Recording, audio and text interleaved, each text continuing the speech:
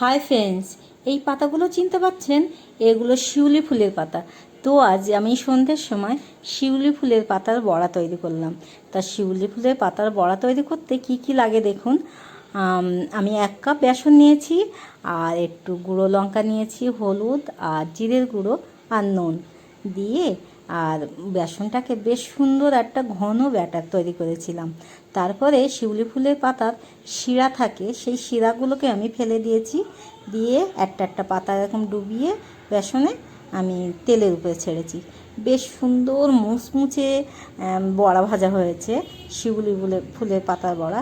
অনেকে খেতে ভালোবাসে, আবার অনেকে একটু তিতো লাগে তো খায় না, কিন্তু আমাদের বাড়িতে আমার আমার ছেলে খেতে পছন্দ করে না, আমার শাশুড়ি আর আমরা দুজন বেশ ভালো খেয়েছি সন্ধ্যের সময়। আর আপনারাও কে কে এরকম শিউলি ফুলের পাতার বড়া খেতে ভালোবাসেন কমেন্টে জানাবেন কিন্তু। আর সত্যি মুচমুচে কত সুন্দর লেগেছে খেতে।